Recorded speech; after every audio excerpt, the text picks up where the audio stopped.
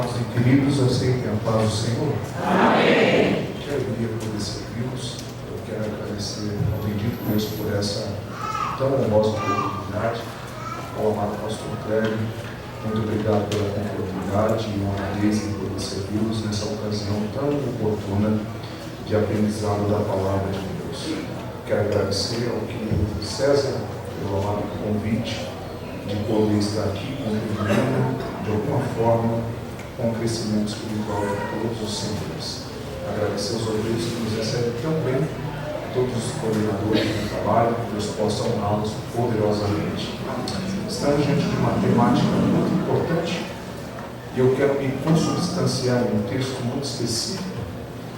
Eu gostaria que aqueles que trouxeram o exemplar, abra comigo a sua Bíblia, Evangelho de Jesus segundo escreveu o doutor Lucas.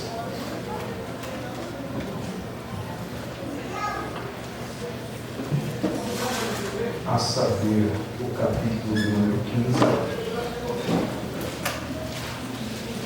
E vamos ler o versículo 11 a seguir.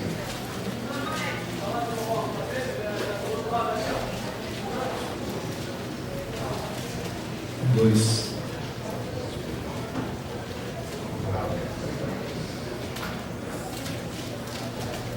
Evangelho de Jesus segundo Lucas, capítulo 15, versículo 11 a seguir. Todos acharam? Amém. Eu leio e na minha versão está assim. Continuou. Certo homem tinha 2 filhos, e o mais moço, gostaria que você grifasse essa expressão, o mais moço, ok?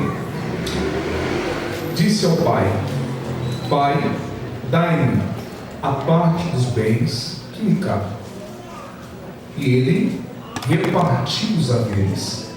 Passado não muitos dias, o filho mais moço, ajuntando tudo que era seu, partiu para uma terra distante e lá dissipou todos os seus haveres, seus bens, vivendo dissolutamente. Depois de ter acabado tudo, sobreveio naquele país uma grande fome e ele começou a passar necessidade. Então ele foi e se agregou a alguns cidadãos daquela terra, e este mandou para os seus campos a guarda-porcos. E ali ele desejava se fartar com a comida que os porcos comiam, mas ninguém lhe dava nada. Então, caindo em si, disse: quantos trabalhadores do meu pai têm pão com fartura e eu aqui morro de fome? Levantar-me-ei, irei ter com meu pai e direi: Pai, pequei contra os céus e diante de ti. Já não sou digno de ser chamado seu filho. Trata-me como um dos seus trabalhadores. E levantando-se foi para o seu pai, e vinha ele ainda longe, quando seu pai o avistou. E compadecido dele, correndo, o abraçou e beijou, e disse ele ao pai: Pai, pequei contra os céus e diante de ti, já não sou digno de ser chamado teu filho. O pai, porém, disse aos seus servos: Trazei depressa a melhor roupa, vestiu, coloque um anel no dedo e sandálias no pé. Trazei-me depressa e matai um novilho cevado, comamos e se alegramos. Porque este é meu filho, que estava morto e reviveu, estava perdido e foi achado. Por esse assim.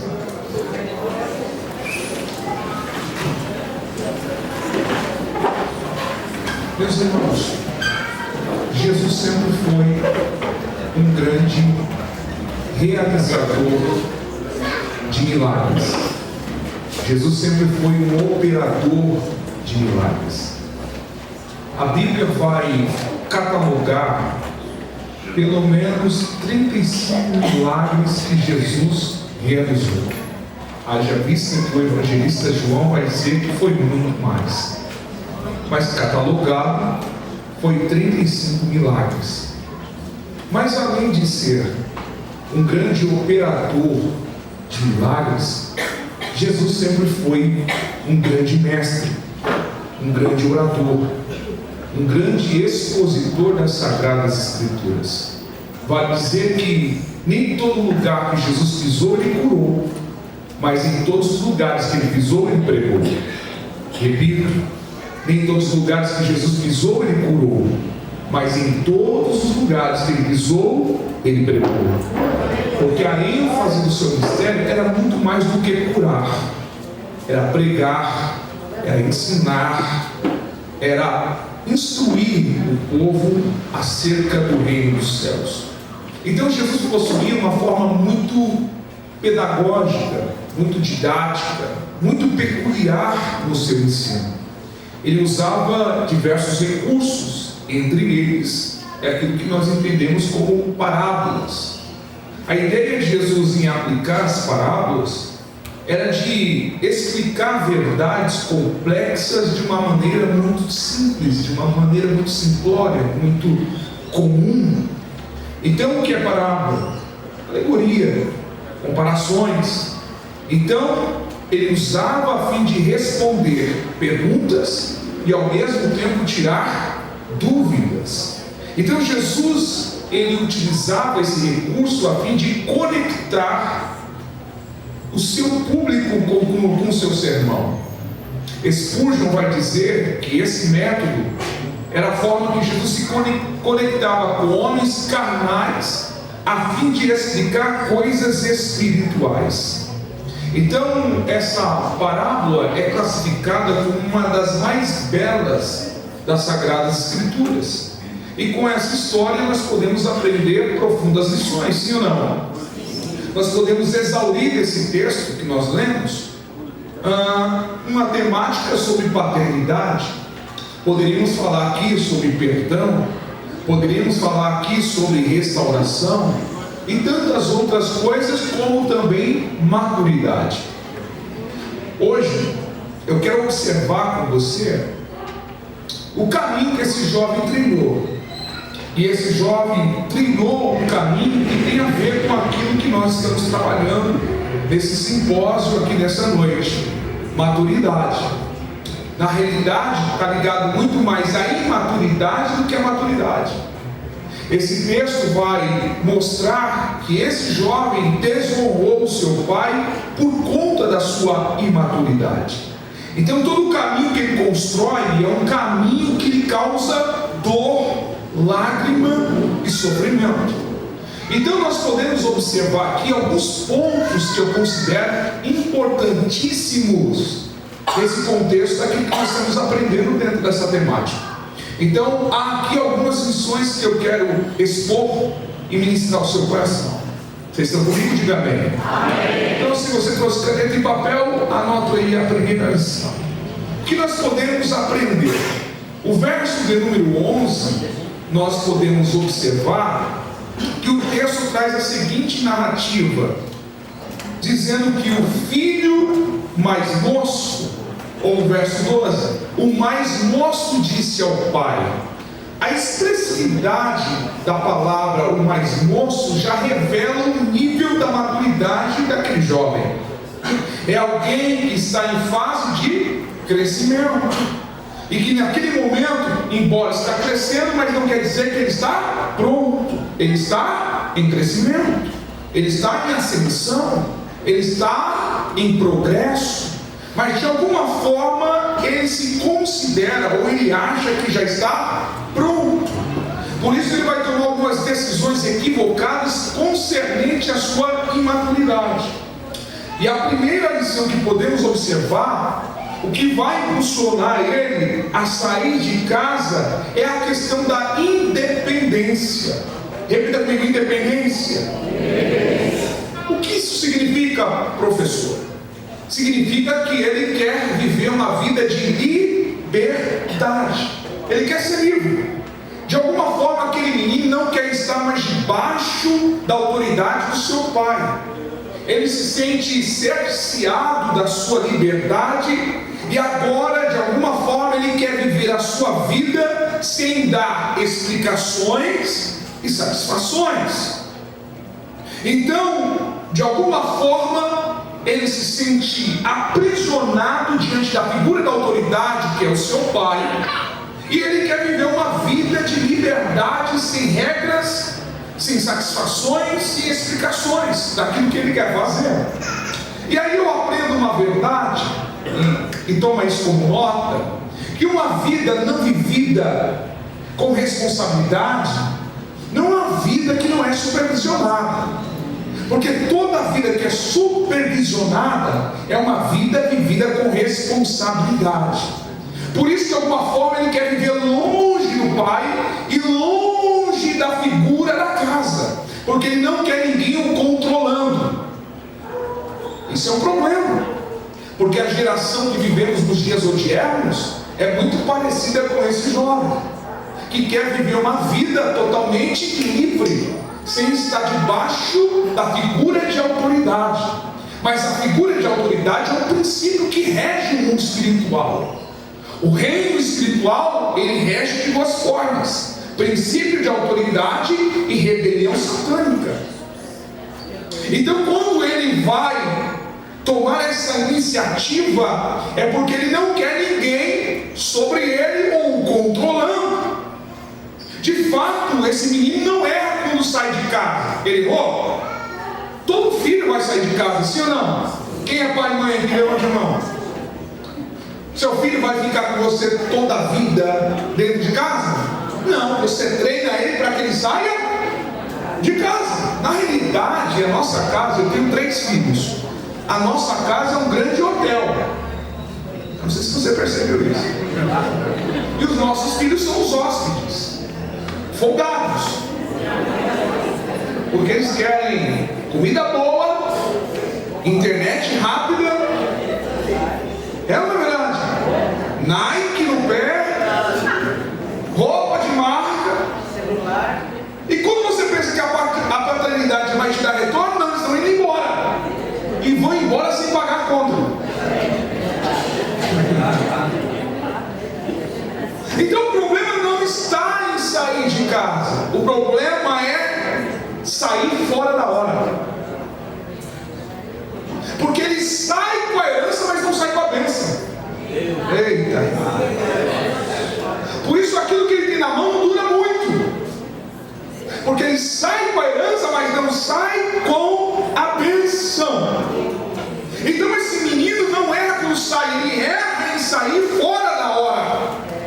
A forma como ele sai, do jeito que ele sai e pelas motivações que ele sai, isso revela a sua imaturidade, porque ele se julga capaz de administrar coisas que estão fora do tempo.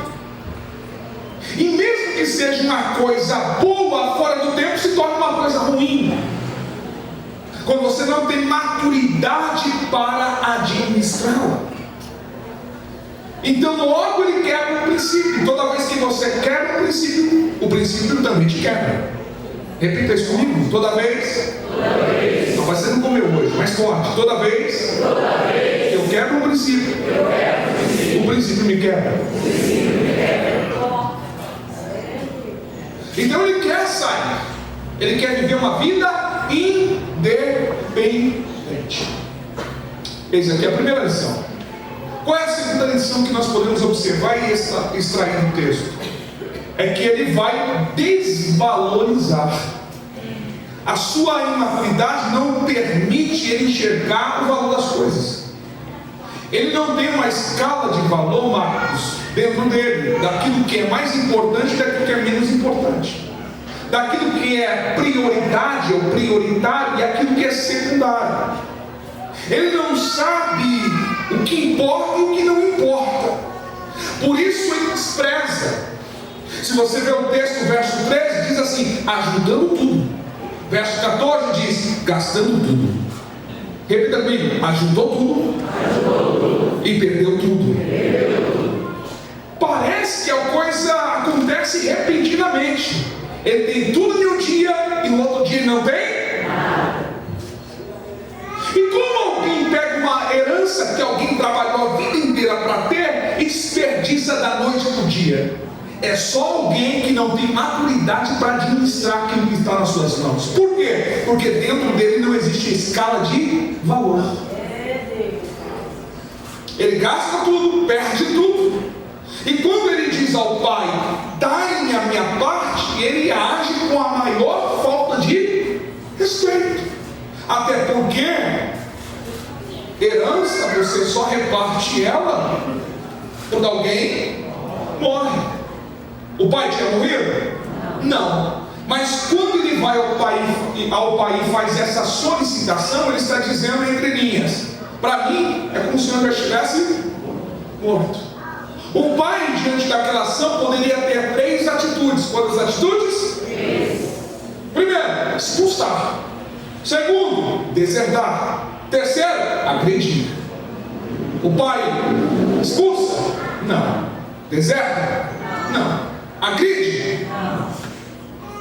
Esse menino, de alguma forma, ele age com desonra e com desvalorização.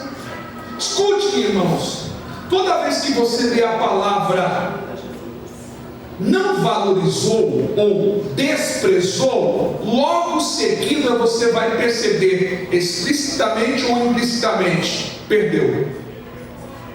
Exemplo: Esaú desprezou a bênção da primogenitura, logo perdeu. Golias desprezou Davi e logo Mical desprezou Davi e logo o filho despreza o pai e logo. Então toda vez que eu não valorizo aquilo que eu tenho em mãos, consequentemente eu vou perder. Talvez você conheça inúmeras pessoas que hoje choram porque não valorizaram quando tinha em mãos. Por isso você vai observar que o cemitério é cheio de flores, porque na realidade o remorso fala muito mais do que a ação. Aí eu pergunto: morto ouve? Morto vê? Morto sente? Então a hora de dar valor não é quando morre, em vida. A hora de você honrar alguém não é quando morre, em vida. A hora de entregar flores não é quando morre, em vida. Então qual é o problema da nossa geração? Está recebendo em mãos dádivas, dons, herança, tantas coisas poderosas, mas não está tendo estrutura, maturidade para administrar. Por isso você vê filhos de ricos hoje que são delinquentes, porque foram criados mimados, porque nunca ouviram não, sempre ouviram o sim. E o não é que nos forja, o não é que nos prepara, o não nos dá limite. O não, de alguma forma, quando somos contrariados, vai nos aperfeiçoar para atingirmos a estatura necessária. Qual é o problema de muitos crentes mimados hoje? Porque querem ouvir sim, não está preparado para ouvir não. Mas o não revela muito mais quem você é. Pode falar, mano? Escute, toda lealdade sempre vai ser testada. É interessante que, se você notar, o primeiro milagre catalogado de Jesus foi lá nas bodas de Caná. Sim ou não? Sim. Quando Maria vai até Jesus dizendo assim: acabou o vinho, qual é a resposta de Jesus para Maria? Espera aí, não é só isso. Ele diz assim: mulher, ainda não é chegada a minha? Mas o que Maria era de Jesus? Que Maria era de Jesus? A resposta de Jesus foi agradável ou foi dura? Mulher, que tenho eu contigo? Ainda não é chegada a minha?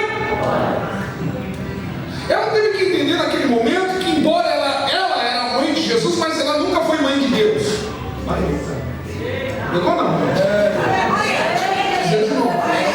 Embora ela era mãe de Jesus carnalmente, ela nunca foi mãe. Ela poderia de alguma forma dizer: rapaz, você sabe que você está falando, eu sou sua mãe. Mas não. Ela percebe que ali que está falando é o Senhor. Então ela se submete diante da fala, mesmo sendo dura uma resposta, e faz com que todos aqueles que lardeiam entrem no propósito do serviço, porque não existe milagre na desobediência. Eita! Não existe milagre na insubmissão. O milagre só acontece de transformação porque alguém se submete ao princípio de autoridade. Vocês estão comigo? Diga amém. Então, algumas respostas duras, alguns nãos, vai revelar o que está no meu coração. Esse jovem, ele não valoriza, ele perde tudo, inclusive a dignidade. Terceira coisa, de alguma forma, você vai perceber que tudo aquilo que eu estou falando está implícito no texto. Não está explícito, mas implícito. Primeiro, ele vai, de alguma forma, querer viver uma vida independente. Segundo, vai desvalorizar o que tem. Terceiro, ele é movido com um sentimento de insatisfação. Repita comigo: insatisfação. Penso eu que a insatisfação é a enfermidade do século. Uma pessoa insatisfeita, o que você percebe nela? Qual é a característica de uma pessoa insatisfeita? Ela vive mal-humorada, descontente e carrancuda.